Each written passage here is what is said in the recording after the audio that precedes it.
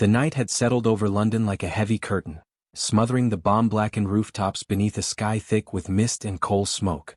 Downing Street, usually a corridor of footmen, secretaries and whispered urgency, lay almost eerily quiet. It was shortly after midnight on May 10, 1940, a date the British government would later regard with the same reverence as a battlefield victory. Hours earlier, Winston Churchill had been summoned to Buckingham Palace to accept the King's commission as Prime Minister. Now, as he stepped into the residence where he would wage the most perilous fight of his life, he carried not triumph but dread. Germany had invaded Belgium, Luxembourg, and the Netherlands. France was collapsing. The British Expeditionary Force was at risk of encirclement. And Britain itself stood on the brink of annihilation. Churchill knew it, felt it, inhaled it with every breath of the cold London air. This was not a moment of ascent. It was a descent into fire. Inside number 10, dim lights burned in only a handful of rooms. Wartime economy and blackout rules ensured that even the seat of government looked subdued, almost monastic. Churchill walked through the narrow corridors, past the portraits of prime ministers long gone, men whose greatest challenges seemed trivial compared to the storm about to engulf him. He paused at the cabinet room, its long polished table gleaming faintly beneath the shaded lamps. This was where he would confront the doubters, the appeasers, the exhausted men who had lived through the failures of the 1930s and no longer trusted their own judgment. He did not yet know how fiercely he would have to wrestle them into unity. But he sensed, with the intuition that had guided him through decades of political exile, that the true battle for Britain would begin not on the beaches or in the air, but here in these cramped, half-lit rooms. The permanent secretaries and junior ministers who lingered in the hallway looked at him with a mixture of awe and apprehension. They knew Churchill as the roarer, the warmonger, the man whose warnings about Hitler had earned him ridicule in Parliament. Now those same warnings had become prophecy. Many feared he would drag Britain into reckless bloodshed. Others hoped he was the only man who could hold the nation together. Churchill ignored their stares and moved with deliberate slowness, grounding himself with every step. The weight of responsibility felt almost physical, as if invisible hands pressed down on his shoulders, reminding him that the entire British Empire, from Singapore to Halifax, lay in his grasp. For a fleeting moment, he wondered if Lloyd George had felt the same on the eve of the Great War. The thought passed quickly. He had no time for ghosts. He entered the map room, a space thick with cigarette smoke, where officers bent over vast charts of Europe, marking the German advance with tiny black pins that moved farther west every hour. A young naval officer began to rise when Churchill entered, but Churchill waved him back down. He leaned over the maps, studying the jagged front line that stretched from the Ardennes to the North Sea. The speed of the German assault was breathtaking. No one on the British General Staff had predicted such a rapid collapse of the Low Countries. As he stared at the black pins threatening to encircle the British forces in Belgium, he felt a surge of cold fury at Hitler's treachery, at the folly of appeasement, at the sheer weight of the disaster unfolding. Yet he did not permit despair even in private. His mind sharpened. His pulse steadied. Crisis to him was oxygen. Near 1 o'clock in the morning, he convened his first meeting as Prime Minister. It was not yet a formal war cabinet session. Those would begin in daylight, with stenographers and documents, but a midnight gathering of the few men who would shape Britain's fate in the next 72 hours. Clement Attlee arrived first, quiet and observant, followed by Anthony Eden, who still carried the bitterness of resigning over appeasement. Lord Halifax, Foreign Secretary and Churchill's chief rival for the premiership, entered last. Halifax's presence chilled the room. He was calm, urbane, and deeply opposed to Churchill's instincts.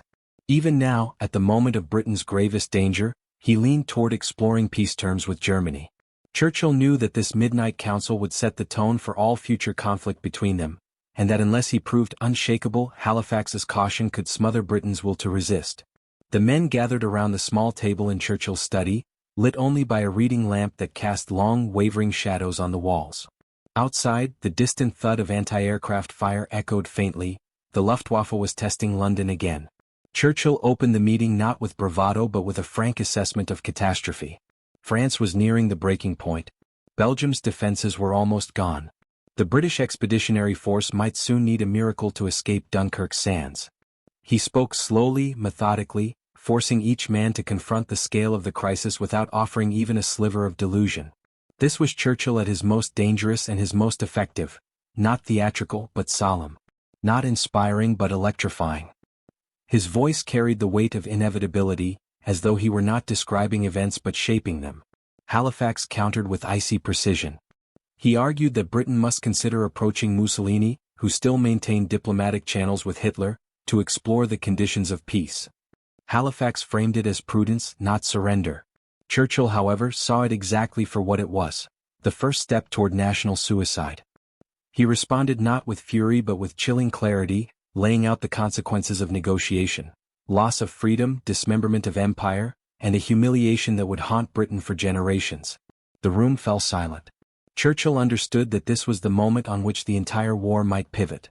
If Halifax prevailed tonight, Britain's story would end before it truly began. What followed was not debate but a contest of wills. Attlee and Eden quietly aligned with Churchill, giving him the political flank he needed.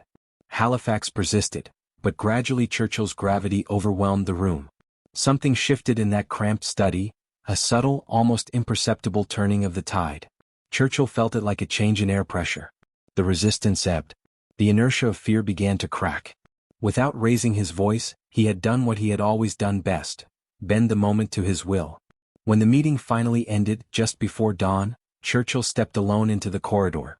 The building was silent except for the faint ticking of a grandfather clock.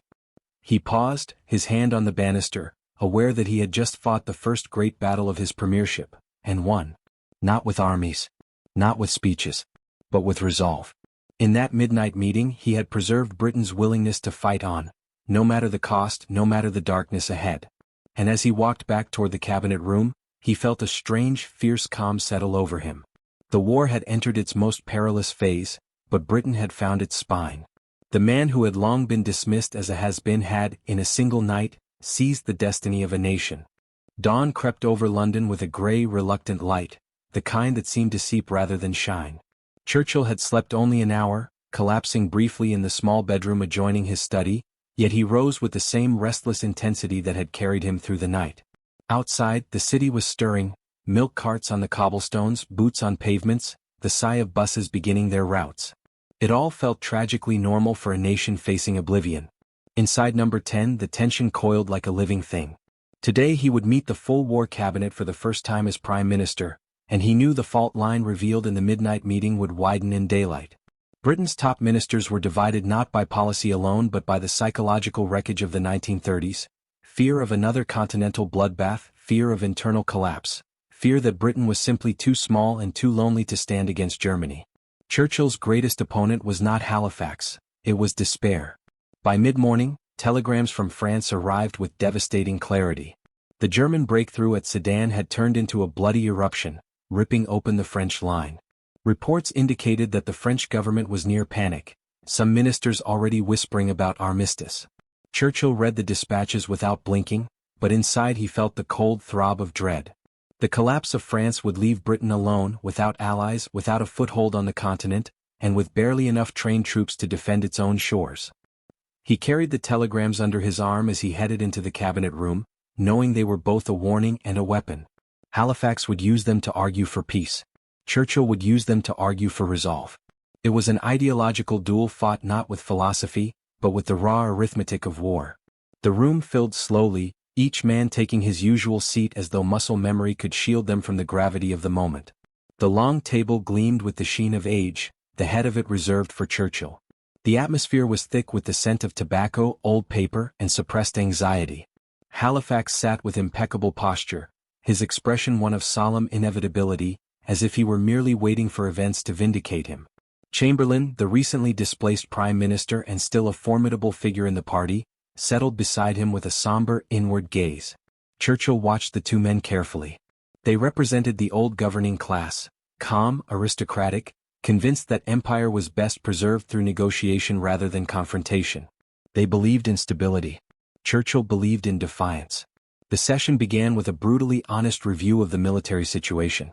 Churchill paced slowly as he spoke, the telegrams in hand, dictating their contents as though delivering clinical evidence at a trial.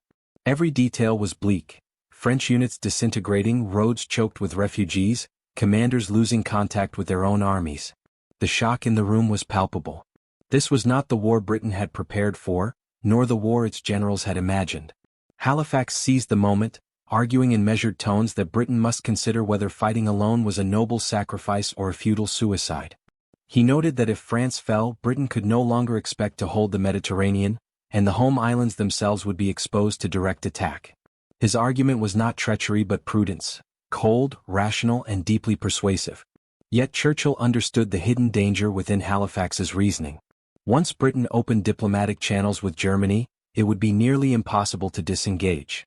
Hitler would offer terms that seemed tolerable at first, perhaps colonial concessions, perhaps demilitarization of the Channel ports, yet the long-term cost would be nothing less than the enslavement of Europe and the moral destruction of Britain. Churchill framed his counterargument in historical rather than strategic terms. He invoked the centuries-long struggle for European liberty, the sacrifices of previous generations, the British tradition of resisting continental tyrannies from Napoleon to the Kaiser. He spoke not of what Britain might lose by fighting, but of what it would cease to be if it surrendered. His rhetoric, even stripped of its more famous flourishes, carried a force that transcended policy. He reminded them that history never forgives hesitation in the face of evil. The debate stretched into hours, punctuated by cigarette breaks and stiff cups of tea delivered by pale, anxious clerks. The mood shifted subtly but steadily. Chamberlain, whose prestige had once towered over the cabinet, now appeared spiritually exhausted. He had lost the trust of the nation after Munich, yet he held a lingering authority with ministers who feared radical change. Churchill watched him closely. Chamberlain's stance would determine whether Halifax's argument gained momentum. But as the discussion continued, Chamberlain began to lean, almost imperceptibly, toward Churchill. Perhaps it was the weight of responsibility, perhaps a flicker of moral recognition. But whatever the cause, Chamberlain saw that negotiating with Hitler would vindicate the very appeasement that had led them here. His silence began to speak louder than Halifax's words. What Churchill could not yet articulate but felt instinctively, was that this was not merely a debate about strategy. It was a psychological reckoning, a moment when the British governing elite had to confront its own failure to understand the nature of Hitler's regime.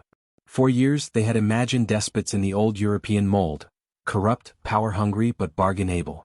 Hitler was something far more terrifying, a revolutionary tyrant who sought not advantage but domination.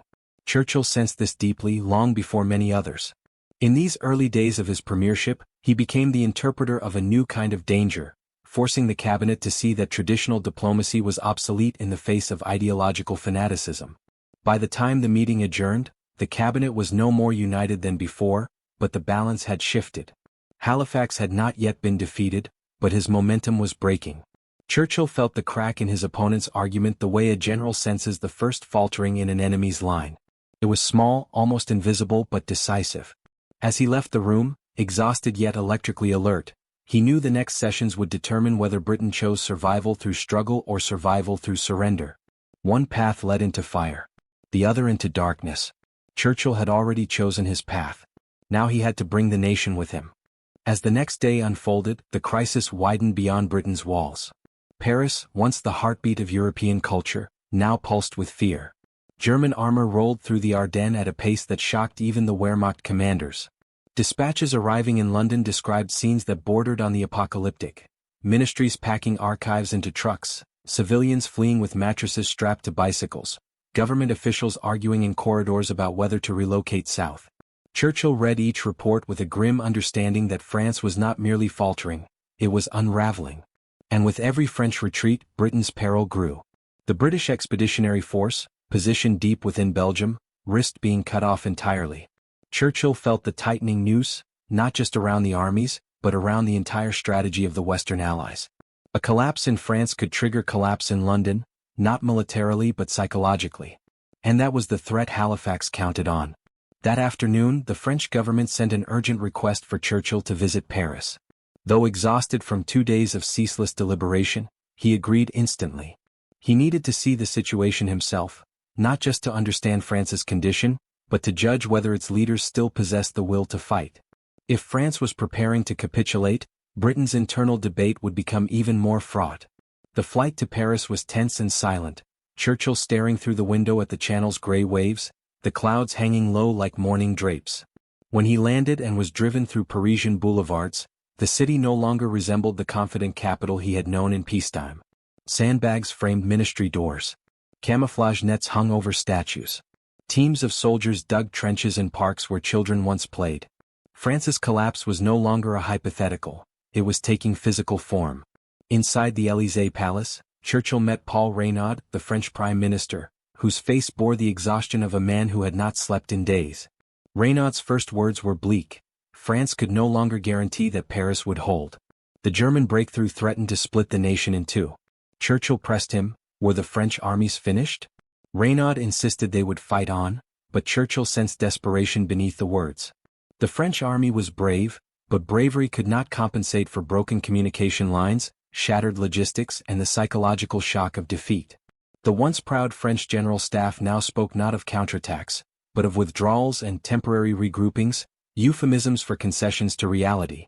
Churchill realized he was watching a government slip into resignation, as though the weight of history had become too heavy to lift. Yet even amidst the despair, he attempted to infuse hope. He spoke passionately of British support, of plans to reinforce the French front, of the need to rally national will. But as he looked around the room, he saw eyes that no longer sparkled with resolve. France suffered not only military crisis but spiritual collapse. Later, as he walked the palace corridors, the truth struck him with brutal clarity. If France fell, Britain would truly stand alone. And if Britain's leaders were divided today, they would be torn apart tomorrow. The fight in London was not a political quarrel, it was the prelude to a national existential test. Halifax's argument for negotiation would grow louder with every French retreat. Churchill had to fortify not just the British army but the British soul. Back in London that evening, Churchill convened another cabinet session, his voice still hoarse from Paris. He relayed the grimness of what he had witnessed, yet he framed it not as a justification for despair, but as a summons to courage. He argued that Britain must prepare for the possibility of French collapse without allowing it to dictate British policy. Halifax countered sharply, insisting that if even France, Europe's largest army, could not hold, Britain had no hope alone. Prudence, he said softly, must guide us. Churchill answered with a steel that shocked even his allies. Prudence, he declared, must never be confused with surrender. The room froze. The fault line was no longer subtle. It had become the central battlefield of the British government. The stakes grew clearer with each hour. For Halifax, negotiating with Hitler was not submission but damage control, an attempt to salvage Britain's empire and avoid invasion. For Churchill, negotiation was a cancer that would devour Britain's very identity. He reminded the cabinet that Hitler's terms could never be trusted. Even if Britain preserved nominal independence, it would become a vassal state, stripped of influence, humiliated before the world, and forced to watch the destruction of European freedom. Churchill spoke with a conviction forged from years of studying dictatorships. He understood that tyranny did not respect compromise. It consumed compromise. The cabinet listened in tense silence, each man wrestling with the terrifying magnitude of the decision before them. Behind these debates lay a deeper truth few ministers dared articulate. Britain had entered a new kind of war, one that would not be decided solely by tanks or aircraft, but by narrative, by morale, by the inner constitution of a people. Churchill's instinct, his genius, was to recognize that the psychological front mattered as much as the physical one. If the cabinet wavered now, the nation would waver. If the cabinet stood firm, the nation would discover within itself a defiance that had been dormant. The German threat was horrific, but the threat of internal collapse was worse. Churchill was determined to prevent that collapse at any cost. Late that night, after the ministers had left, he walked alone through the quiet corridors of Downing Street. The building seemed smaller than it had that morning, as though the weight of the world had pressed its walls inward. He entered the map room once more, staring at the darkening chaos in France and the narrowing avenues of British survival. Yet even amid the despair, he sensed a strange clarity. The moment of decision was coming, swiftly, inevitably. And he knew one thing with absolute certainty.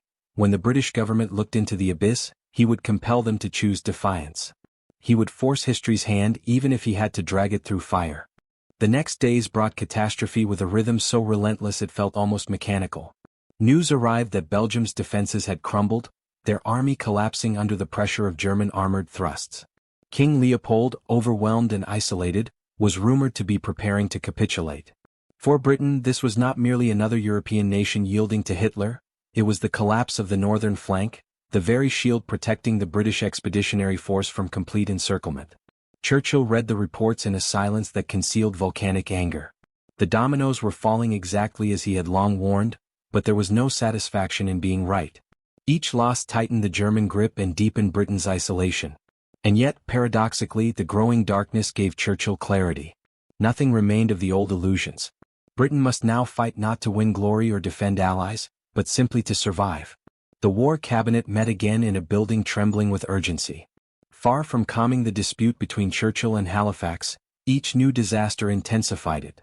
Halifax spoke with a coolness that bordered on fatalism. With Belgium gone, France faltering, and the British army at risk of annihilation, he argued that Britain's military position was untenable. The possibility of invasion loomed larger every hour. Given these realities, Halifax insisted, Britain must explore terms, not surrender but negotiation, before defeat made negotiation impossible. His argument was not cowardice, it was the logical progression of traditional diplomacy. Yet Churchill saw within it a peril more deadly than any panzer division. To him, negotiation while Britain still had armies in the field would project weakness that Hitler would exploit mercilessly. It was the psychology of the moment that mattered. Britain must appear unbreakable, even if, behind the scenes, its leaders trembled. For Churchill, the heart of the struggle lay not in military arithmetic but in moral calculus. He spoke of the centuries-old lineage of British liberty, of a people who had resisted tyranny in all its forms. He reminded the cabinet of how Britain had stood alone before, against Philip II, against Napoleon, and emerged stronger by refusing to bow. But Halifax saw such invocations as sentimental. Britain's power was no longer imperial. The empire lacked the cohesion it once had. The dominions were unsure, India restless, and the United States cautious and distant. Britain could not simply rely on mythic memories of island defiance.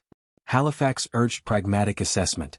Even with Churchill's determination, Britain's defenses were thin, its resources strained, and its army trapped far from home. If the Germans sealed the Channel, no rhetoric could reverse the defeat. Churchill countered with a truth Halifax avoided confronting. Negotiating with Hitler meant trusting Hitler. And Churchill had spent years studying the dictator's nature. He reminded the cabinet that Hitler's previous agreements, with Austria, with Czechoslovakia, with Poland, had been broken almost instantly. Any promise Hitler made now would be a noose. Churchill described, in chilling detail, what negotiations would mean in practice. Internment of Jewish refugees in Britain, the dismantling of the Royal Navy, economic subservience to Berlin, and the inevitable transformation of Britain into a puppet state. The room chilled as he spoke. Churchill had a gift not merely for words, but for revealing stark truths others dared not imagine. Halifax's argument for negotiation seemed suddenly naive, an attempt to tame a wolf with diplomacy. In the midst of this political duel, Churchill also faced a military crisis of unprecedented scale.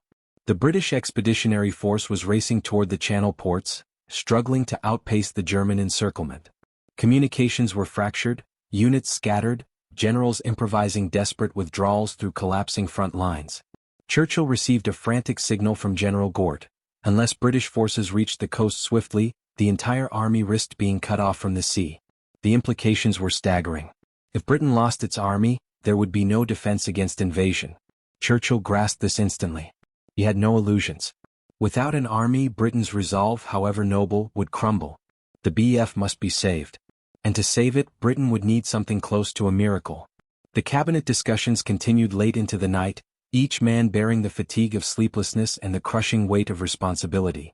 At times, the silence in the room was more suffocating than the arguments. When Halifax grew frustrated, he appealed directly to Neville Chamberlain, whose loyalty still carried immense influence. Churchill watched this with anxiety hidden beneath steady composure. If Chamberlain sided with Halifax, Churchill's premiership could collapse after only a few days in office, opening the door to a government ready to negotiate surrender. But Chamberlain, humbled by the failure of appeasement, sensed that history had given him one last chance to stand firm. His quiet, reluctant support for Churchill began to harden. Churchill felt the shift like a subtle breeze changing direction. Meanwhile, outside Number 10, London lived in a suspended state of dread.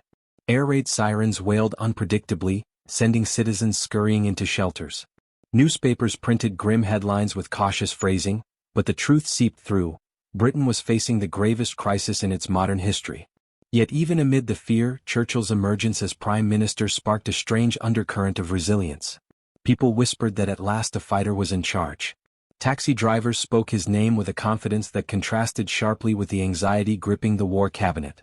It was as if the public, sensing the government's divide, placed its spiritual bet on Churchill before the politicians dared to. What Churchill feared most, however, was not German invasion but British hesitation. He understood that nations did not fall because they were defeated, but because they believed they were defeated.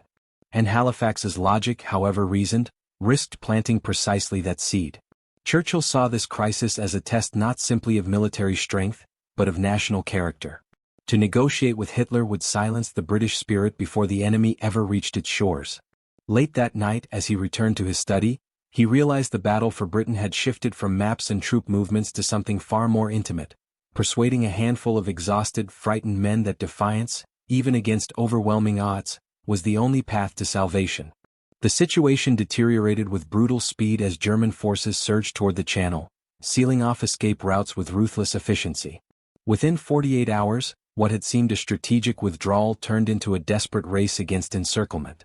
British units, exhausted and disoriented, retreated through ruined villages and burning forests, often cut off from headquarters and forced to navigate by instinct rather than orders.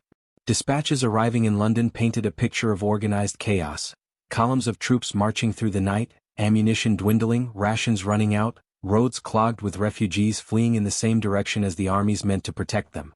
Churchill read these reports in the cabinet room, his jaw tightening with each paragraph. He understood that the fate of Britain's army, and thus the fate of Britain itself, was being decided not in London's corridors but on the muddy roads of northern France. It was during these grim hours that the port of Dunkirk emerged not as a destination of hope, but as the last refuge left. Maps in the War Office showed the pocket shrinking daily, squeezed from south and east with terrifying precision.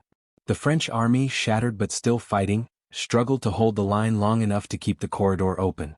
Churchill knew the odds were appalling. Dunkirk had none of the grand naval facilities required for mass evacuation. Its beaches were shallow, its harbor vulnerable, its approaches exposed.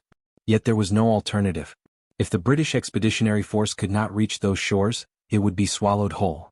In those moments, Churchill took a decision he would later describe as one of the most agonizing of his life: to prepare not merely a withdrawal, but the largest evacuation attempt in British military history. He understood the implications fully. To bring the army home would be a salvage operation, not a victory. But without the army there could be no Britain. In the War Cabinet, Halifax seized upon the military catastrophe as proof that negotiation was Britain's only realistic option. He argued that saving the army might still be possible if Britain sought mediation through Mussolini before the Germans tightened the noose. Churchill responded with controlled fury, insisting that approaching Mussolini would signal weakness, encourage Hitler, and demoralize the troops fighting for their lives. A nation, he argued, could not inspire its army to escape annihilation while simultaneously whispering surrender behind closed doors. Halifax countered with icy rationality: if the army were lost, Britain would be defenseless. Should not preservation of the nation take precedence over pride? The exchange was less a debate than a clash of incompatible philosophies. Halifax valued survival.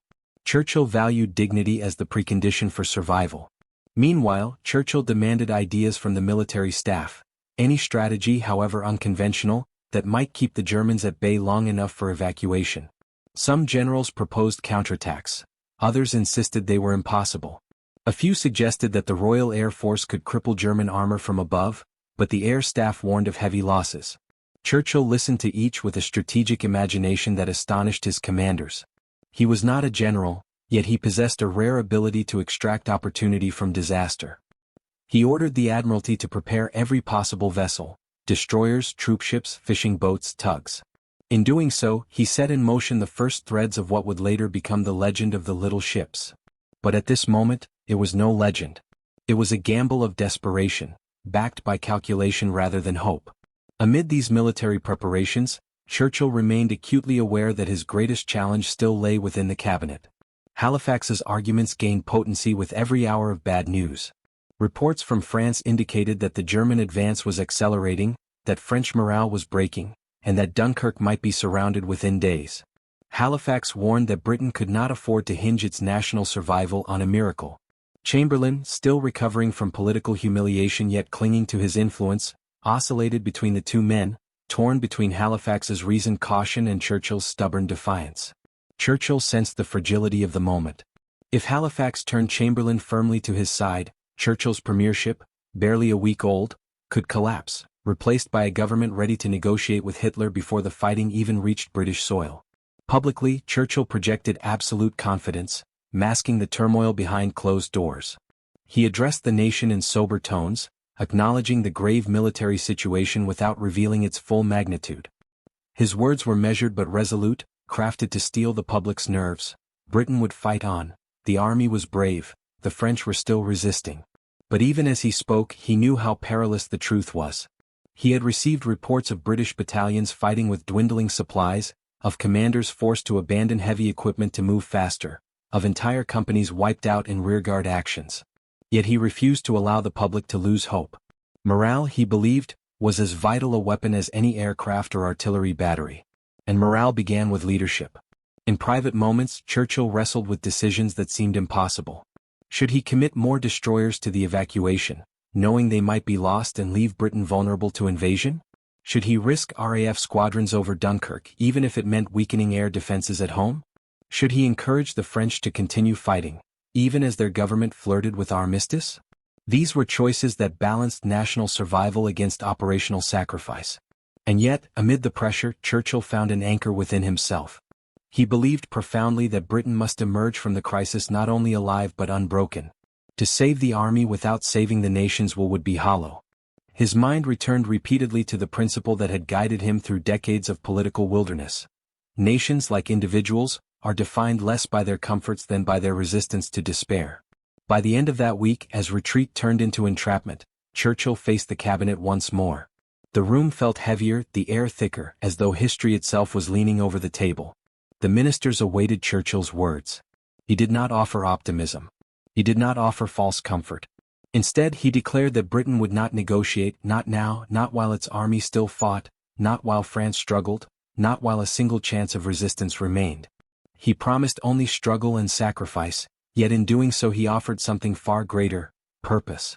It was a turning point, not because the cabinet was yet united, but because Churchill had drawn a line that could not be crossed without shattering Britain's spirit. In that moment, his resolve became the center of gravity around which the nation would soon rally. As May 1940 stretched into its most desperate phase, the internal battle within the British government intensified with a ferocity as dangerous as any threat from the Luftwaffe. The War Cabinet, now meeting several times each day, had become a crucible of fear, pride, and competing visions of the nation's future. The Peace Party, a term later whispered by historians but never spoken aloud in those rooms, coalesced around Halifax. These were not traitors or cowards. They were men shaped by the trauma of the Great War, men who could not imagine another generation being consumed in the furnace of continental destruction. Halifax represented their cautious realism, their belief that Britain must preserve itself, even at the cost of concession. Churchill, on the other hand, carried the opposite vision. Survival through defiance, strength through endurance, the idea that a nation could be broken only from within. The clash was not personal. It was existential. The pressure on Churchill became almost unbearable. The War Cabinet was split evenly, Churchill and Attlee on one side, Halifax and Chamberlain on the other, with Arthur Greenwood, Labour's deputy leader, hovering nervously between the two camps. Halifax sensed the moment of opportunity and pressed harder. He proposed a concrete plan. Britain should ask Mussolini, who had not yet entered the war, to mediate peace terms with Hitler. Halifax framed this as a diplomatic exploration, not a surrender. But Churchill saw the truth instantly. Once Britain opened such channels, it could never close them without appearing faithless or delusional. Hitler would sense panic and demand harsher terms. The United States would lose faith in Britain's resolve. The Dominions might break away. And most disastrously, the British people, still unaware of the true scale of the disaster in France, would lose the will to fight. Churchill listened to Halifax with a dangerous stillness, his cigar smoldering in silence. He did not interrupt. He did not shout. Instead, he waited until Halifax finished and then asked a single devastating question: "What terms exactly shall we request?" The room froze. Halifax, who had hoped to frame negotiation as a procedural step, now confronted the brutal reality of what he was proposing. Should Britain consider giving up the fleet? The Mediterranean? The right to govern its empire? The freedom of its parliament? Halifax avoided specifics, insisting that Mussolini could serve as an honest broker. Churchill countered that Mussolini was not a neutral figure but Hitler's ideological ally. Asking him to mediate was tantamount to inviting the wolf to guard the sheep. For days, this argument repeated itself in different forms, with each new military disaster adding fuel to Halifax's case. And military disaster was plentiful. The BEF was now confined to the shrinking perimeter around Dunkirk. German armor had reached the coast. The Luftwaffe controlled the skies. French generals sent increasingly frantic reports describing units dissolving under pressure. The French government itself veered toward collapse, with some ministers urging surrender while others begged Britain to keep fighting. Halifax wielded these reports like weapons in debate. Churchill, meanwhile, used them as proof of how quickly things disintegrate once the first steps toward surrender are taken. The cabinet grew strained, exhausted, and dangerously close to fracture. Chamberlain's role became pivotal. Despite his political downfall, he remained leader of the Conservative Party and held immense sway among ministers. Churchill knew that if Chamberlain sided fully with Halifax, the government could be reshaped overnight, replacing Churchill with a figure more amenable to negotiation. Churchill thus deployed one of his most subtle and underestimated skills, the ability to appeal to the conscience of a man who had once been his adversary. He reminded Chamberlain, without cruelty, that appeasement had failed not because it was immoral, but because it misunderstood the enemy. "We cannot bargain with a tiger," Churchill said quietly, "when our heads are in its mouth." Something in Chamberlain shifted. His pride wounded but intact, he sensed the need for redemption. Slowly he began tilting toward Churchill, not out of belief in Churchill's methods, but out of recognition that Halifax's solution would destroy everything he had tried to preserve. Meanwhile, outside the cabinet's claustrophobic chambers, Churchill's instincts told him that the broader government, the nearly 30 ministers who made up the full cabinet, must be brought into the struggle. They were not told of the full scale of discussions, nor of Halifax's attempts to pursue peace channels. They assumed, as the country did, that Britain's position was desperate but not yet hopeless. Churchill made a bold calculation. If the War Cabinet's debates could not be resolved internally, he would expose the issue to the full cabinet and rely on the natural instinct of politicians who understood the public mood. For while Britain's military prospects were bleak, the nation's moral instinct was not. Churchill believed, almost mystically, that the British people would rather risk annihilation than submission. And he suspected the full cabinet would reflect that instinct. That moment came on May 28. After days of suffocating argument, Churchill entered the cabinet room during a brief recess and found several junior ministers gathered anxiously. Word of the Dunkirk disaster had begun to spread, though the details remained hazy. Churchill realized the time had come for a decisive move. He spoke with a force that shattered the building's tension. He told them plainly that some members of the War Cabinet were considering negotiations with Hitler. Gasps spread across the room. Churchill said that he, for one, would consider drowning in the Channel rather than surrender. Then he added something even more electrifying, an assertion that the public would never accept peace with tyranny while an ounce of strength remained. As he spoke, the ministers began to nod, then to murmur agreement, then to pound the table in approval. They declared unanimously that Britain must fight on. The impact of this thunderous reaction rippled instantly back into the War Cabinet. Halifax, realizing that the larger government would never support his proposal, recognized that his position had become politically untenable. Chamberlain, hearing the mood from those who attended, understood that Churchill now held the moral, if not yet the strategic, mandate of the nation. With the full cabinet's overwhelming support behind him, Churchill returned to the War Cabinet with renewed authority. Halifax, perceptive enough to understand politics, knew the tide had turned. Churchill had checked him, not by argument alone, but by appealing to the deeper instinct of a nation that refused to bow. The balance had shifted decisively. Churchill's gamble had worked. May 28, 1940, one of the most consequential days in British political history, began with Churchill rising before dawn, his sleep shattered by the weight of events pressing upon him. He was physically drained, mentally overstretched, yet emotionally resolute. He knew this day would determine not only the course of the war, but the fate of the British nation for centuries to come. If Halifax succeeded in forcing negotiations, Britain's story as an independent power would effectively end. If Churchill prevailed, the nation might face invasion, bombardment, starvation, yet preserve its soul. The stakes were so immense that Churchill later admitted he felt as though destiny itself had entered the cabinet room with them. As he buttoned his waistcoat, lit his first cigar, and walked down the narrow corridor toward the War Cabinet meeting, he sensed the day would test him as nothing ever had, not Gallipoli, not the trenches, not years of political exile. This was the fulcrum on which history turned. The War Cabinet meeting that morning was immediately tense. Halifax, unbowed by the previous night's debates, doubled down on his argument. The French government, he said, was nearing collapse. Belgium had capitulated. The British army was trapped. Mussolini was still neutral, still willing, potentially, to mediate. If Britain waited until the Germans tightened their grip, it would lose the ability to negotiate from any position other than abject surrender. Churchill countered with controlled ferocity. He argued that to open discussions now would be to reveal weakness so deep that it might shatter the nation before a single German soldier set foot on British soil. And he repeated his most potent point. Hitler could not be trusted to negotiate in good faith. Every treaty he had ever signed had become a prelude to aggression. To rely on him for Britain's salvation was to place the nation's fate in the hands of a man for whom deceit was a governing principle. The argument spiraled into one of the most intense exchanges in British political memory. Halifax, losing patience, accused Churchill of gambling recklessly with the future of the empire.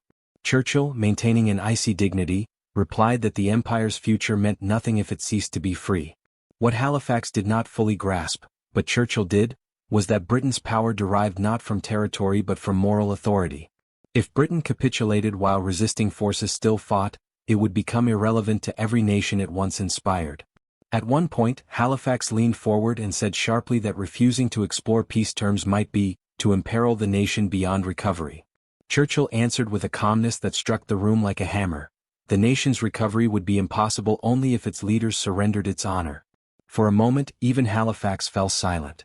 But the turning point of the day occurred not in the War Cabinet, but in the larger meeting Churchill had engineered with the full cabinet. When the ministers filed into the cabinet room, they did so with anxious faces, expecting grim military briefings. Instead, Churchill gave them something far more shocking: the truth of the political struggle they had not been told about. He explained that some members of the War Cabinet were considering negotiations with Hitler. A wave of murmurs rippled through the room. Many paled. Others stiffened with disbelief. Some had lost sons in the First War. Others had watched Europe fall piece by piece in the Second. The idea that Britain, might now beg Hitler for terms was unbearable.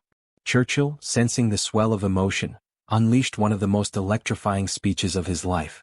He did not offer grand rhetoric, he offered raw defiance. He said Britain would fight on even if the army were lost, even if invasion came, even if the government had to retreat to Scotland or Canada. He said he would not lead a government that submitted to tyranny. The room erupted, not with applause but with a tidal wave of agreement. Ministers pounded the table, stood up, shouted support. It was not the orchestrated approval of political loyalty. It was the spontaneous roar of a government discovering its own courage. The emotion was overwhelming, almost primal. Many later said that this was the moment they realized Britain would never surrender, not because of Churchill alone, but because they themselves would not permit it. Churchill left the room knowing he had won something more valuable than a political victory. He had awakened a collective will. And that will would become the backbone of Britain's war effort. The ministers, returning to their departments, passed this resolve to their staffs. The staffs passed it to their subordinates. And within hours, a shift rippled through Whitehall.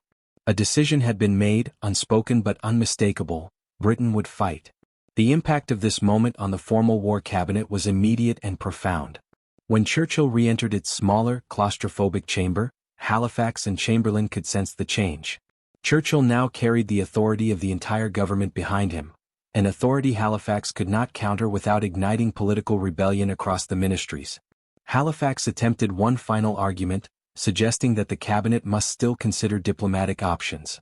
But his words floated weakly in the air, bereft of momentum. Even Chamberlain, who had once been Halifax's strongest ally, now nodded gravely toward Churchill's position. The internal balance of power had shifted. Halifax, recognizing that his stance had become politically untenable, retreated with silent dignity. The peace initiative collapsed, not through prime ministerial decree, but through the overwhelming instinct of a nation refusing to kneel. As the day ended, Churchill returned to his study with a heaviness in his limbs but a fire in his spirit. He poured a small glass of brandy, set his cigar alight, and allowed himself a rare moment of reflection. He knew that Britain's prospects were still dire. The army remained trapped, France teetered, invasion threatened. Yet something fundamental had changed. Britain had chosen its path, not the path of safety but the path of honor. Churchill would later describe this day as the moment he felt sure we should not fail. Not because victory was likely, it was not, but because the nation now possessed something more important than probability: resolve. This was the day Britain decided to fight whatever the cost.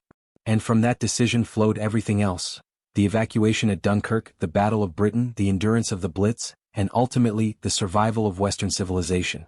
Late that night, as he prepared to sleep, Churchill whispered a quiet acknowledgement to himself. The victory was not final, and the struggle ahead would be vast. But Britain had crossed a threshold. The government had chosen courage.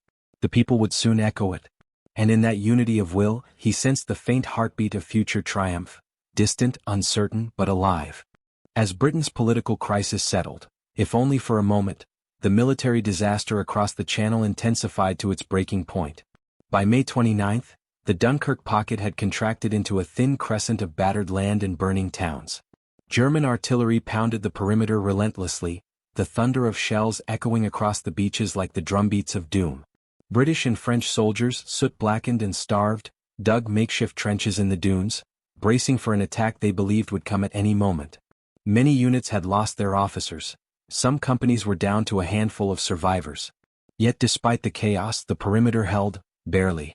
What the troops did not yet know was that behind the scenes, Churchill had already committed nearly every seaworthy vessel in Britain to a desperate rescue. The operation, codenamed Dynamo, had begun. And though Churchill hoped for 20 or 30,000 men to be saved, he feared even that might be optimistic. The Admiralty worked at a pace bordering on frenzy. The tunnels beneath Dover Castle, hidden from the world, became the nerve center of the evacuation. Officers shouted orders over clattering telephones, tracing the labyrinth of sandbanks and shoals that made Dunkirk's approach treacherous even in peacetime. Destroyers were dispatched despite the risk of Luftwaffe air attacks. Minesweepers cleared paths under fire. Yet the port itself was already devastated by German bombs. Harbor walls shattered, piers aflame, channel markers ripped away. The evacuation had to be improvised through a single surviving mole, a narrow concrete pier never intended for mass boarding. Soldiers lined the length of it for hours, their boots sliding on debris, as naval crews shepherded them into waiting ships under continuous bombardment. The entire effort teetered between order and catastrophe. And still, somehow, it continued. Yet what transformed the evacuation from a perilous naval mission into a historic salvation was the mobilization of civilian courage. The Ministry of Shipping issued a call for small craft, pleasure boats, fishing smacks, river barges, tugboats, coasters, lifeboats, anything that could traverse the channel and reach men stranded in shallow waters. Families watched in awe as dozens of vessels, many piloted by ordinary fishermen or weekend sailors, set off toward the smoke-filled horizon. Some had little wireless equipment. Others had no defensive armaments at all. Yet they departed with a quiet determination born of instinct rather than orders. This was not romance or later myth. It was a movement born from necessity. And Churchill, though he never intended this mass mobilization to become a symbol, understood instantly that it would. For the British people, the evacuation was no longer merely military, it was personal. The RAF fought fiercely above the beaches, though their contribution was often unseen by the soldiers below. Dogfights erupted miles inland, where Spitfires and Hurricanes intercepted German bombers before they reached the beaches. Many British soldiers, seeing few aircraft overhead, cursed the RAF out of frustration. But Churchill received the air statistics daily. Squadrons were taking heavy losses, yet preventing even heavier casualties on the ground. Still, the strain on fighter command was immense. Churchill faced a terrible dilemma: whether to continue committing fighter squadrons to Dunkirk or conserve them for the expected battle over Britain's skies. If he weakened air defense at home, Britain might win the evacuation but lose the island. But if he held the aircraft back, the army might die on the beaches. It was a decision of impossible stakes, and Churchill made it hour by hour, weighing every squadron as though weighing the nation's breath. Throughout these days, Churchill lived in a state of controlled turmoil. He moved constantly between the cabinet room, the Admiralty, and the underground war rooms, receiving updates that swung wildly between hope and despair. One hour, a destroyer arrived with thousands of rescued soldiers. The next, another destroyer was sunk with all hands. Churchill refused to allow either triumph or tragedy to govern his judgment. He scrutinized tidal charts, weather forecasts, Luftwaffe sortie patterns. He demanded reports from commanders on both sides of the channel, piecing together a mosaic of chaos. And yet, even as he managed the practicalities, he felt a deeper urgency. The rescue of the army was not merely a tactical necessity, it was the moral foundation for the fight ahead. Without an army, Britain could not defend its shores. Without a rescue, Britain could not defend its spirit. On the night of May 30th, Churchill visited the Admiralty again and stood silently before the massive map of northern France. A young officer pinned new markers to represent rescued troops. Churchill watched the numbers rise, 18,000, 32,000, 40,000. It was astonishing, almost unbelievable. But he refused to indulge in premature relief. The bulk of the army remained trapped and the Germans were closing in. He issued firm orders to continue the evacuation, to the last man. Admirals protested that the fleet could not sustain such losses. Churchill ignored them.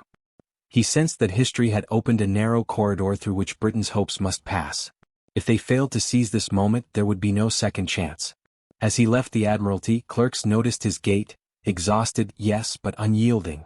The next day brought a rare burst of good fortune. 4 reasons still debated: logistical confusion, exhaustion, tactical misjudgment. German high command slowed its advance toward the Dunkirk perimeter. Churchill received the news with a mix of relief and suspicion.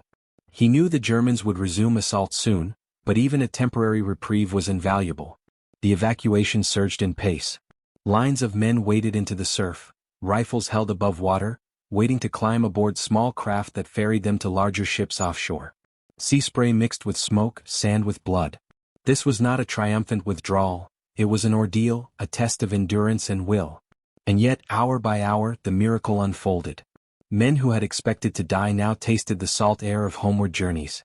By June 1st, as the operation neared its peak, Churchill realized something extraordinary. The evacuation was becoming more than a military salvage.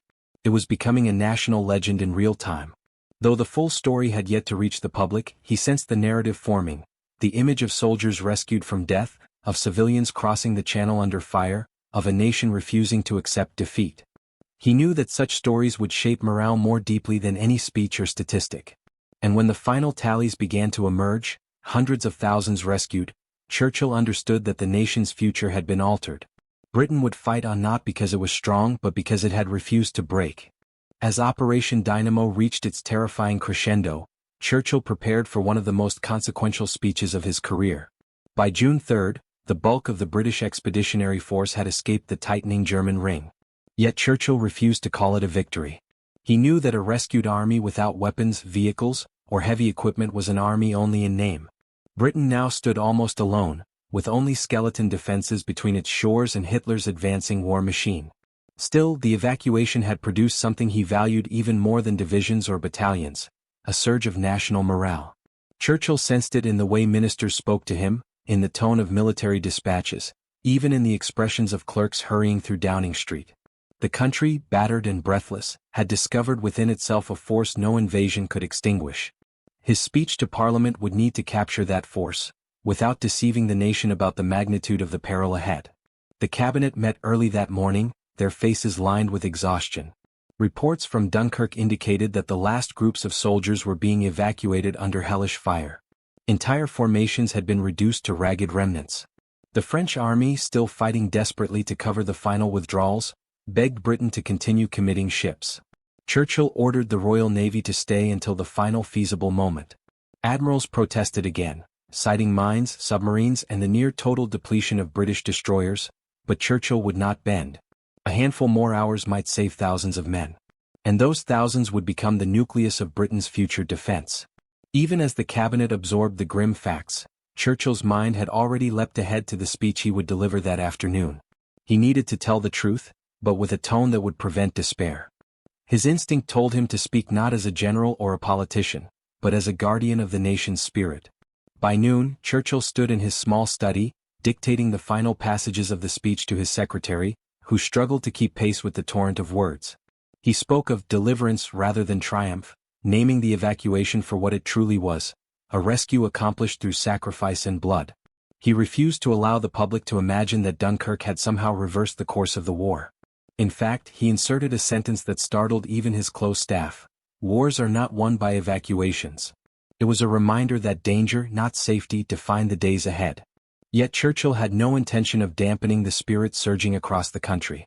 And so he crafted a conclusion that would enter the bloodstream of British identity, lines not meant for Parliament alone, but for every household preparing for a battle that would soon unfold over their own rooftops. When Churchill arrived in the House of Commons that afternoon, the chamber crackled with anticipation. Word of the massive evacuation had spread, though the exact numbers were still concealed for security reasons. Members of Parliament leaned forward on their benches, aware that they were about to hear the Prime Minister's verdict on the greatest retreat in British military history. Churchill began slowly, methodically, recounting the events of the previous week without embellishment. He described the collapse in Belgium, the German breakthrough, the shrinking perimeter, all the brutal details that had led to the necessity of evacuation. He did not spare the House the harsh truth. Tens of thousands had been killed or taken prisoner, and virtually all heavy equipment had been abandoned. But as he spoke, his voice gathered force, rising with the same rhythm the nation itself had discovered in these dark days. Then came the pivot. Churchill described the evacuation as a miracle of deliverance, praising the Navy, the Air Force, the soldiers and the civilian sailors whose courage had stunned the world. Yet even in this praise he refused sentimentality. He knew the real test still lay ahead. And so, after a measured pause, he turned to the future, not with fear but with fierce determination. The rhetoric shifted, the chamber tensed, and Churchill began the passage that would define not only his leadership but the nation's soul. Britain would defend its island, its land, its seas, and its people. He invoked beaches, landing grounds, fields, streets, and hills, each phrase expanding the circle of national defense until it encompassed the entire British landscape. The words were not mere poetry, they were geography transformed into resolve. The House erupted in awe. Members who had doubted him now felt the gravity of his conviction. Even those who had considered Halifax's proposals days earlier sensed the futility of negotiation in the face of such unity. Churchill's peroration did not promise victory. It promised defiance. And it implied, between the lines, a truth that electrified the chamber. No matter what the enemy brought, the British people would refuse to yield. As he sat down, the reaction was not applause, parliamentary tradition forbade it, but stunned silence, the kind that precedes a collective understanding that history has just shifted. Members later recalled that some felt physically altered by the speech, as if Churchill had taken their fear and reshaped it into something stronger. Yet Churchill himself felt no triumph.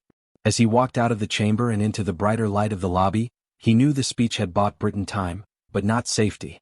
The enemy was gathering strength across the Channel. The Luftwaffe prepared for an assault that would test every pilot and fighter command. Hitler's generals spoke openly of invasion schedules. And France, valiant, wounded France, teetered on the edge of collapse. Churchill understood that when France fell, the storm would break upon Britain with full force. The speech had fortified the nation's morale, but courage could not shoot down aircraft or sink battleships. For that, he needed time, and time was the rarest resource. Late that night, Churchill received final reports confirming that over 330,000 men had been rescued from Dunkirk. He sat alone in his study, the numbers swimming in his vision. Against all odds, Britain had saved its army.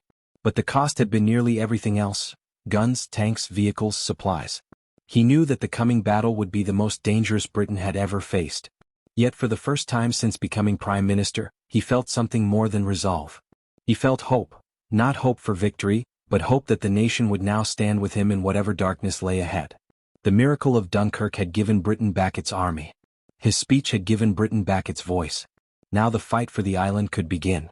The days following the Dunkirk evacuation brought not relief but an escalating sense of dread. France, whose armies had once been considered among the strongest in Europe, now buckled under the relentless weight of the German advance. Town after town fell with numbing speed: Amiens, Rouen, Reims, each loss collapsing another pillar of French resistance.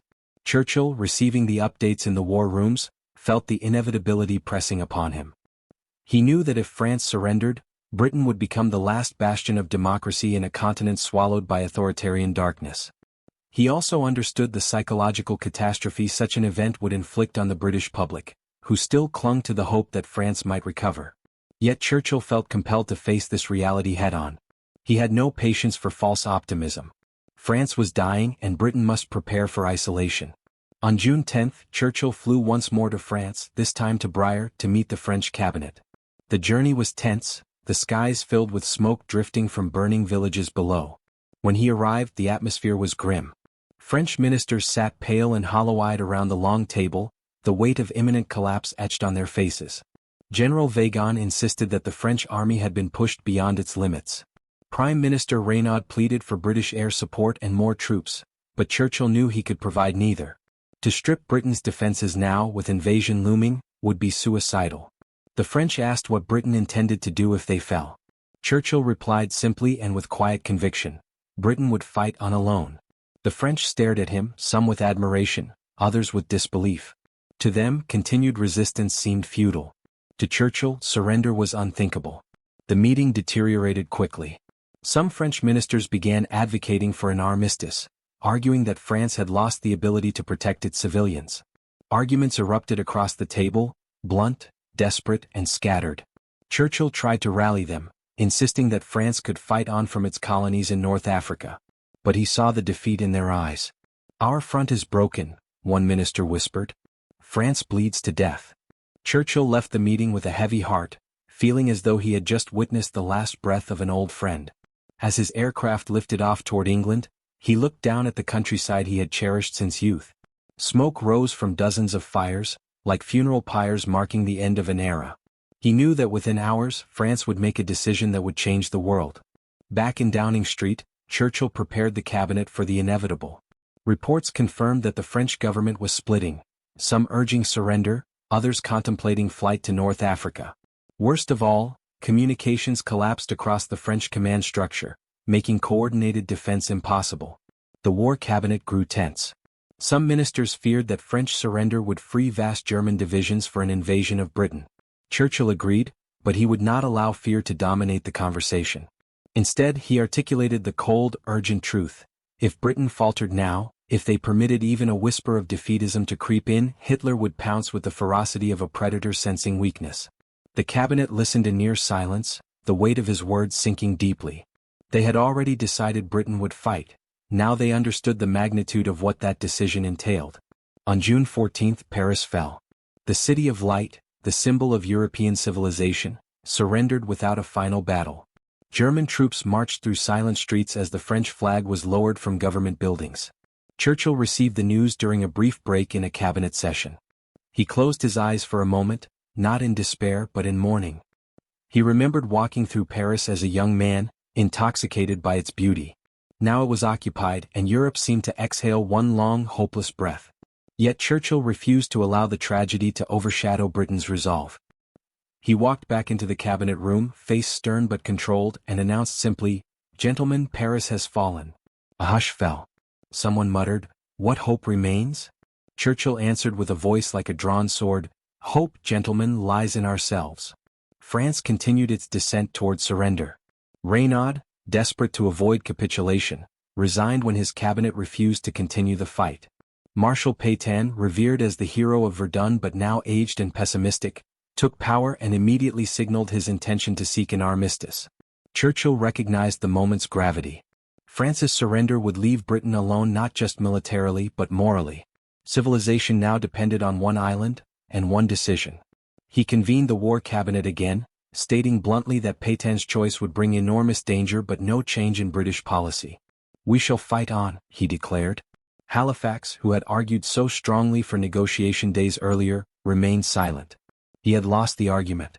Churchill now commanded a united cabinet, but unity did not lessen the peril. On June 17, Pétain announced over French radio that he was seeking peace.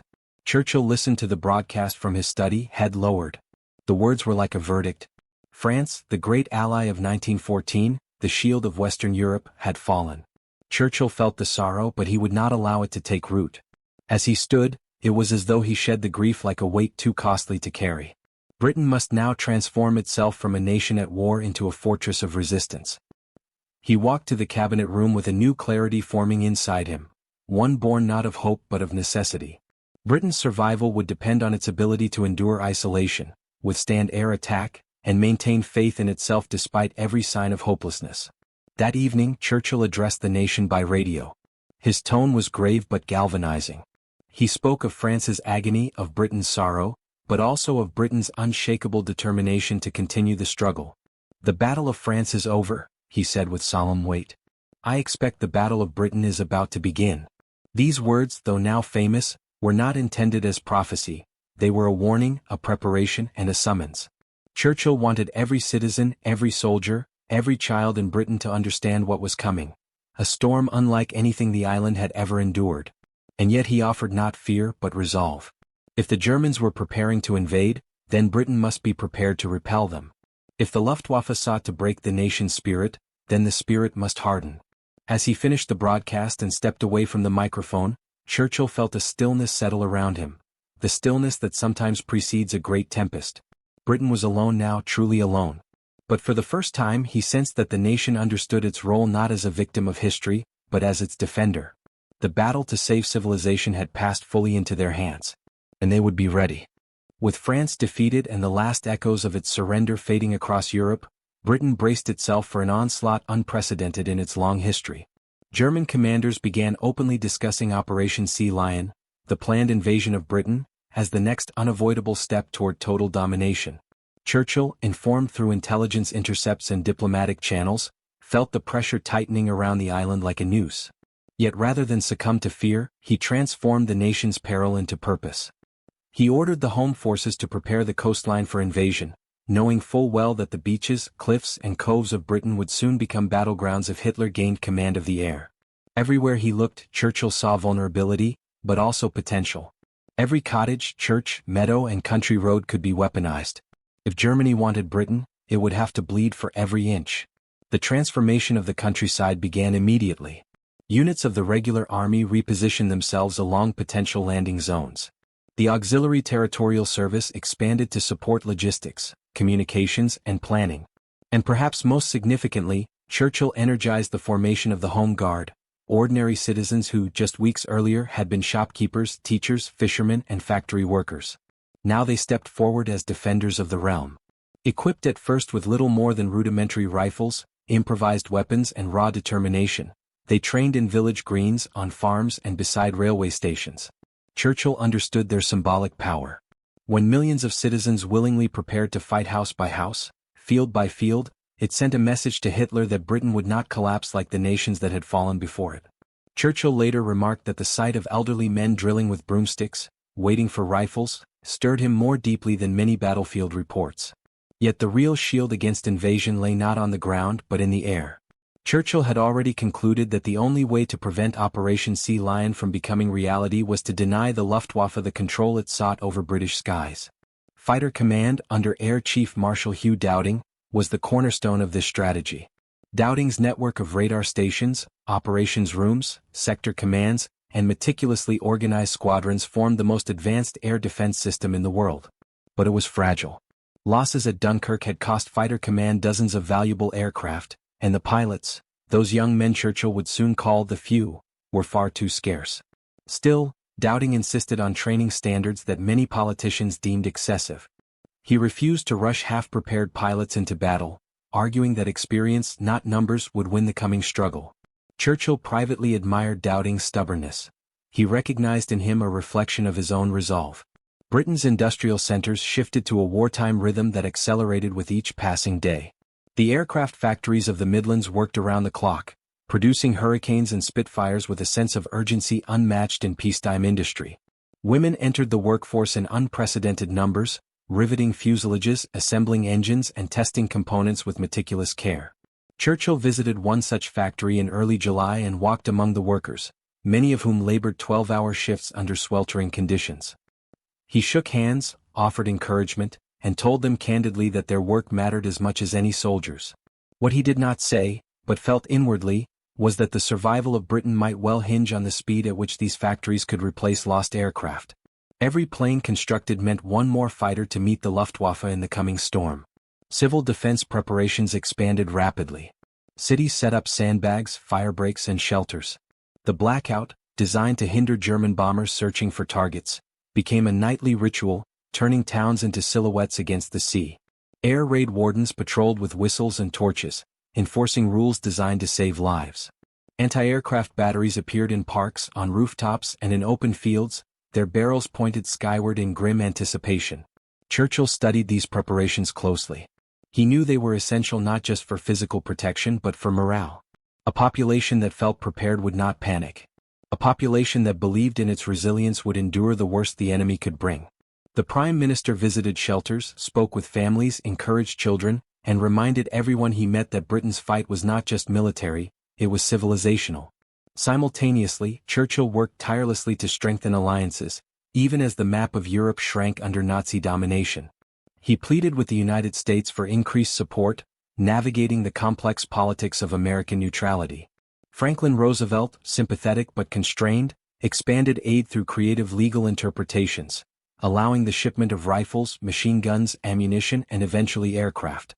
It was not enough to alter the immediate odds, but it provided a lifeline. Churchill sensed the significance of this transatlantic connection and believed that if Britain could endure long enough, American support might transform the war. For now, however, Britain remained the only active defender against Hitler's ambitions. Churchill carried this burden every hour of every day. In private moments, Churchill grappled with the magnitude of what lay ahead. He understood that Hitler expected Britain to sue for peace, believing the island's resolve would crumble under bombardment. Churchill knew the opposite must occur. If Britain showed even a flicker of hesitation, Germany would exploit it mercilessly. And so he steeled himself, cultivating a public persona of unwavering certainty. But behind closed doors he wrestled with the logistics of survival: fuel shortages, aircraft losses, the possibility of invasion. He studied tide tables and beach gradients, estimating where German divisions might land. He read intelligence summaries obsessively, searching for clues about German intentions.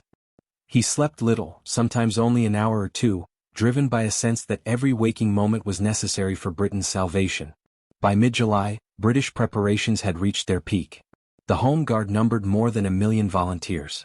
Coastal defenses formed a patchwork of pillboxes, trenches, minefields, and anti-tank obstacles stretching from Cornwall to the Scottish Highlands. Fighter Command awaited the first major Luftwaffe assault, its pilots tense but ready. Churchill sensed that the confrontation he had foretold, the Battle of Britain, was imminent. He walked through Fighter Command's underground headquarters at Uxbridge, observing the giant plotting table where WAFs moved markers representing aircraft across a massive map. He watched in silence, absorbing the scale of the coming conflict. Every marker represented a life. Every shift in the pattern represented the fate of the nation. On the evening of July 19, Churchill stood alone at the window of number 10, looking out over a darkened London. The city lay silent beneath the blackout, a sleeping fortress awaiting its trial. Churchill felt the weight of history pressing upon him, heavier than ever before. The fall of France had marked the end of one world. The battle for Britain would determine whether another world, free, democratic, human, could survive. He lit a cigar, inhaled deeply, and whispered words only he could hear: "Let it come." The greatest air battle in history was about to begin. The first phase of the Battle of Britain opened not with a single dramatic blow, but with a steady escalation that tested the nation's nerves. In early July, the Luftwaffe conducted probing raids along the southern coast, targeting shipping convoys and coastal installations. These attacks, though limited, revealed the scale of what was coming. Waves of German bombers escorted by formidable Messerschmitt fighters, probing for weaknesses in Britain's defenses. Churchill received reports of these engagements with meticulous attention, studying the rhythms of German activity. He understood that Hitler's plan required nothing less than aerial domination. If the enemy failed to break Fighter Command, Operation Sea Lion would be impossible. Britain's fate now rested in the hands of a few thousand pilots, controllers, ground crews, and radar operators. A fragile human chain stretched across the nation.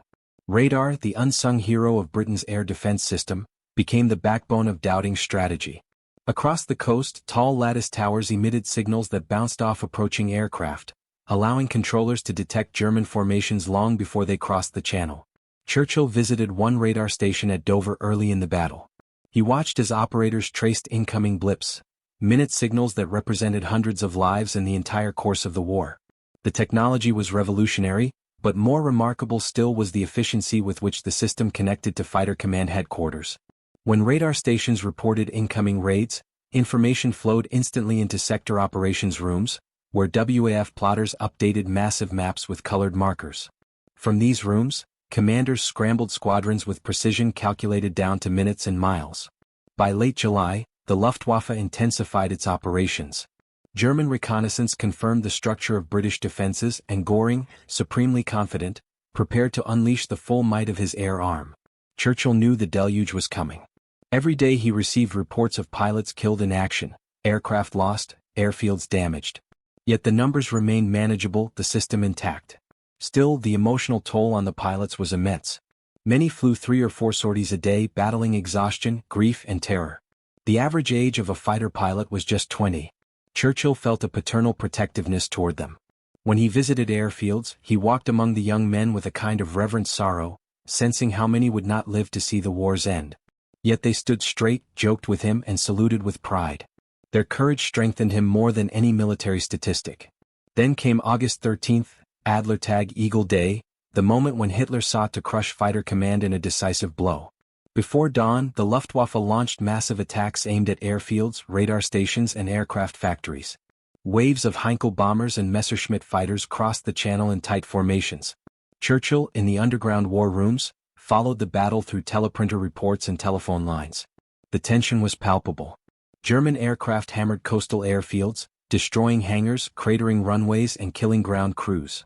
But British radar remained operational, and fighter command responded with disciplined ferocity.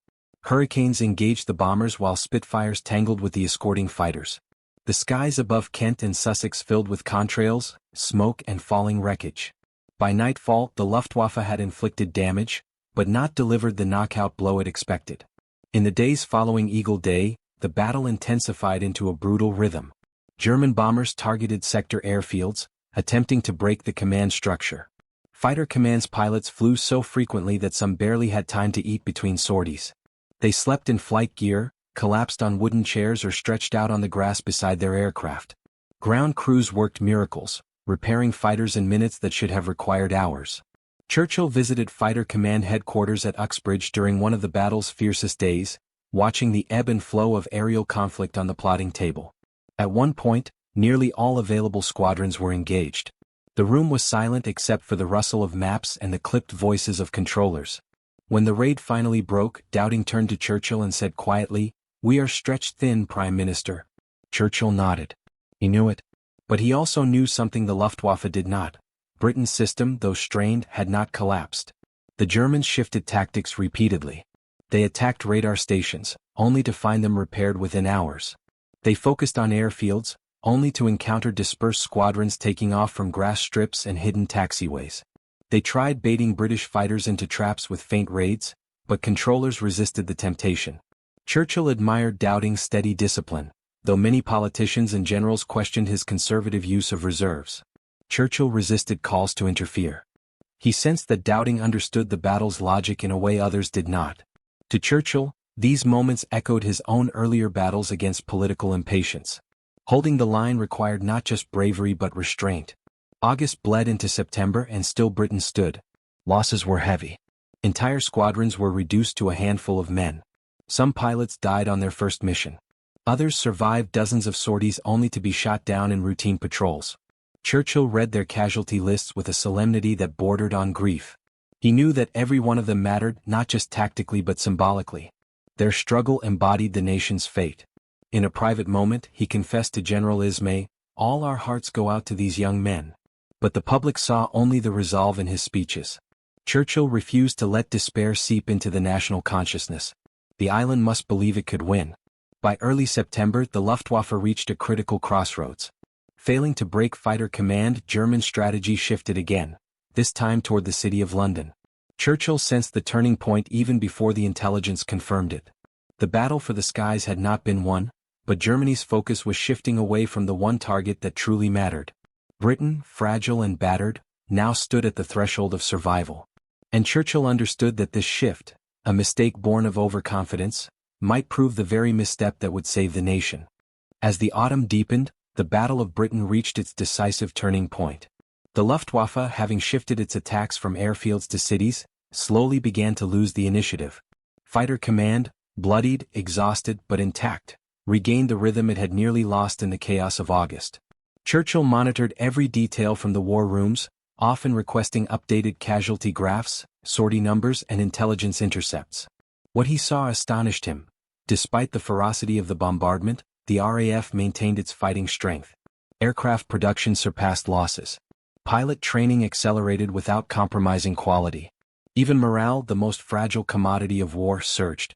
The young men of fighter command had become symbols of national defiance, their daily duels above the English countryside turning into legends before they had even landed their aircraft. Churchill recognized that the survival of Britain now rested upon these few hundred pilots who took to the skies each dawn. It was during this phase that Churchill delivered one of the most iconic tributes in history. On August 20th, addressing the House of Commons, he spoke with heartfelt clarity about the RAF's struggle. His speech had been drafted with meticulous care, yet the key phrase emerged spontaneously during dictation, a simple but immortal line: "Never in the field of human conflict was so much owed by so many to so few." The moment he said it, his secretary paused, recognizing its resonance. Churchill meant every word. He knew that these pilots, many of whom had no more than a few weeks' experience, were fighting not just for Britain but for civilization itself. Their bravery, skill, and sacrifice had carved a shield across the island's skies.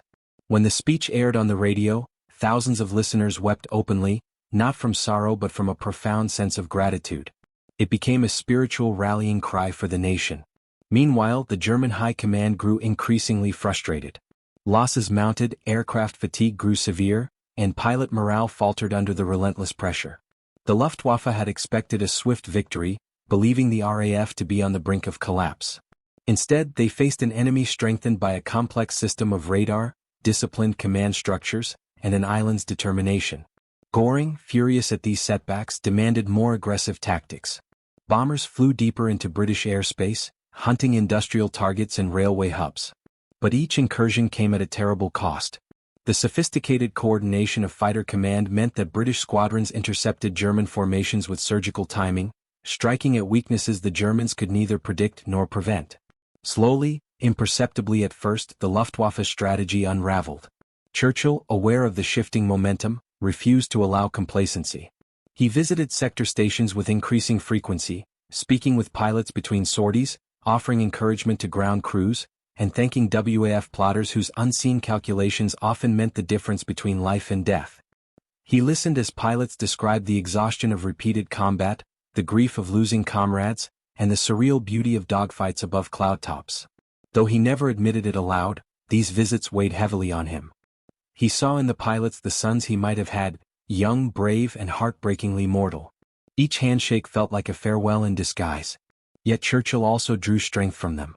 Their youth, their humor, their irreverent confidence. These reminded him that the war was not a struggle of despair but of fierce, determined life. By early October, intelligence reports confirmed what Churchill had begun to suspect. Hitler was reconsidering invasion plans. Without control of the skies, Operation Sea Lion was no longer feasible. The German Navy, deeply skeptical from the beginning, now opposed the operation outright. The Wehrmacht had suffered delays, frustrated logistics, and mounting casualties in other theaters. And the Luftwaffe, though still powerful, had failed to break fighter command. Churchill responded with a mixture of relief and caution. He refused to declare victory prematurely.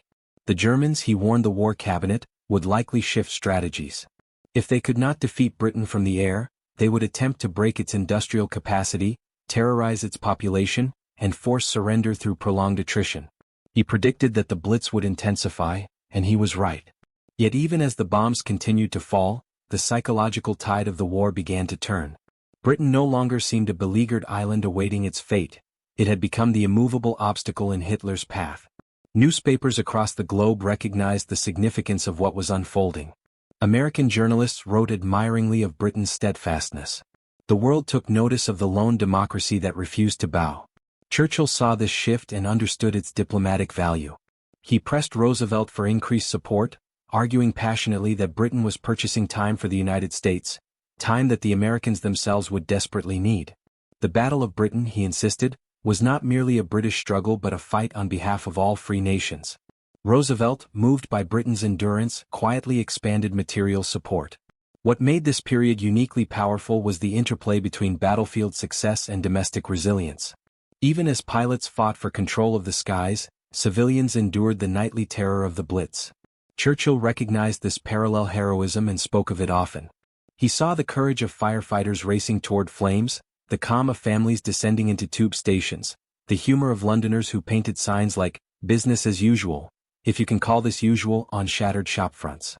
He saw defiance in the smallest gestures: a pot of tea served in a bombed-out kitchen, a shopkeeper sweeping rubble from his storefront before opening for trade, a little girl carrying a gas mask as though it were a school satchel. These acts, ordinary yet extraordinary, convinced him that Hitler had misjudged not just Britain's armed forces, but its people. By late October, the Luftwaffe's momentum had fully broken. German losses continued to outpace production. while British aircraft factories, working around the clock, delivered fresh fighters to the front lines. The balance of air power, once perilously fragile, now tilted subtly toward Britain. Churchill received the figures with quiet satisfaction. He would not celebrate while bombs still fell on British soil, but he understood the meaning of what had been achieved. The Battle of Britain was the first major defeat Hitler's war machine had suffered. It proved that Nazi expansion was neither inevitable nor unstoppable. And it revealed something profound about the island nation Churchill led. When pushed to the brink, Britain did not crumble, it burned with renewed fury. As October drew to a close, Churchill reflected on the extraordinary journey from the dark days of May and June. The evacuation of Dunkirk, the fall of France, the looming threat of invasion, all had led to this moment. Britain had held the line. The skies above the island were still contested but not conquered. The Prime Minister walked through the dim corridors of the underground war rooms late one night, cigar glowing softly, footsteps echoing. He paused before the great map of Europe, studying the red pins marking German positions. The fight ahead would be long, bitter, and filled with sacrifice. But for the first time Churchill allowed himself to believe, not merely hope, that Britain might one day win. As 1940 drew toward its final, wind-bitten nights, Churchill carried the burden of leadership with an intensity that seemed almost superhuman. The Luftwaffe continued to bombard British cities, though the rhythm of the attacks shifted with the changing weather. Across the nation the Blitz's scars deepened, streets reduced to rubble, cathedrals burning against the night sky, families mourning the loss of homes and loved ones. Yet beneath the devastation, something extraordinary had taken root. A national unity that felt immovable, forged by fire and strengthened by defiance. Churchill felt this unity everywhere he went, on bomb sites, in shelters, at airfields. It energized him even as exhaustion gnawed at his bones. Still, he knew Britain remained on a precipice. The country had survived the Battle of Britain, but survival was not victory. Hitler's shadow still stretched across Europe, and Churchill understood that a single grave miscalculation could plunge Britain into disaster. And so, one final meeting, held in the darkest hours of a December night, would become the crucible in which Britain's path for the rest of the war was set. It began shortly after midnight, when Churchill convened the inner circle of the War Cabinet in the underground conference room beneath Whitehall. The air was thick with stale cigar smoke and the tension of recent intelligence reports. German bombers had intensified their night raids, shifting increasingly toward industrial targets in an attempt to cripple the nation's production capacity. Worse still, intercepted communications hinted that Hitler, frustrated by Britain's endurance, planned to escalate the war in 1941, perhaps through intensified U-boat campaigns, or by drawing new allies into his orbit. Churchill understood that Britain could not face these threats alone. The nation needed partners, supplies, and above all, time. This midnight meeting was not a conclave of routine strategy. It was the moment at which Britain would decide whether to deepen its defiance or entertain a desperate alternative whispered quietly by some circles in high command. A reconsideration of negotiated settlement should the war worsen further. The room crackled with unease as Churchill outlined the situation with brutal clarity. Britain's reserves of aircraft, fuel, and ammunition were strained to their limits. The U-boat menace in the Atlantic was growing with alarming speed, threatening to choke the nation into submission. The Blitz showed no sign of abating, and winter storms made civil defense increasingly difficult. Some voices in the military establishment, not the War Cabinet but influential admirals, generals, and industrial leaders, had begun to murmur about the long-term sustainability of total resistance. Churchill did not name them, but everyone in the room knew their identities. The question on the table was simple and terrifying. Should Britain brace for a struggle of unlimited duration, or prepare contingencies for an outcome in which no rescue came? Churchill stood slowly, leaning heavily on the table, his silhouette long and dark against the dim lamp. He stared at each member of the War Cabinet, his eyes blazing with a severity rarely seen even by his closest colleagues. He reminded them, quietly, fiercely, of what Britain had already endured. Dunkirk's sands, France's collapse, the infernos of East London, the pilots who fought until their engines sputtered flames, the civilians who crawled from the rubble each morning ready to face another night of terror. Every sacrifice, Churchill argued, would be betrayed if Britain entertained the idea of compromise now. And then he spoke the words that would later be recognized as the heart of the midnight meeting. If we falter now, the world will learn that tyranny need only press hard enough, long enough, to force the last island of freedom to its knees. It was not rhetoric. It was warning. And yet it carried a strange, galvanizing beauty. A heavy silence swallowed the room. For a moment, even the hum of the ventilation system seemed to pause. Chamberlain, frail and fading in health, nodded gravely, signaling support for Churchill's stance despite his earlier hesitations months before. Attlee, calm and analytical, backed the Prime Minister with unflinching resolve. Halifax, still Britain's ambassador to Washington but present that night, remained stone still, his face inscrutable. The meeting's tension tightened like a drawn bowstring. Then, quietly but firmly, Halifax conceded that Britain had crossed the point of no return. Negotiation, he admitted, was no longer conceivable. The specter of his earlier arguments, of peace feelers, of Mussolini's mediation, dissolved in the face of reality. Churchill had achieved what few leaders in history had done. He had shifted not just policy, but the moral foundation of a nation's will. What followed was the decisive turn. Churchill proposed an intensified war plan that, though perilous, offered the only viable path forward. Britain would deepen its alliance with the United States, pursuing every diplomatic channel to accelerate aid. Resources would be redirected to boost aircraft production, expand radar infrastructure, and strengthen anti-submarine operations. New scientific initiatives, including advances in code-breaking, radar miniaturization and long-range navigation, would receive top priority. Crucially, Churchill ordered preparations for offensive air operations against Germany, believing that Britain must shift from endurance to active pressure. The War Cabinet approved the plan unanimously.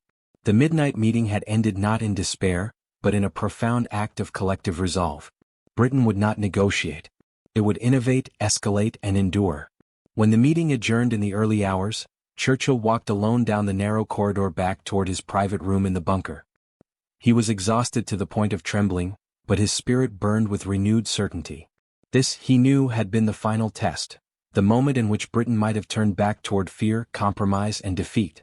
Instead, the cabinet had chosen the harder path, the colder path, the path illuminated not by hope but by conviction. As Churchill reached the small cot in his room, he paused, gazing at a map pinned to the wall. Red pins marked enemy positions. Blue pins showed British forces. The map was bleak, unbalanced, and brutally honest. But for the first time, Churchill felt that history itself had shifted its weight. Britain had survived the summer. It had survived the autumn. And now, in the depths of winter, it had survived its most dangerous temptation, surrender of the soul.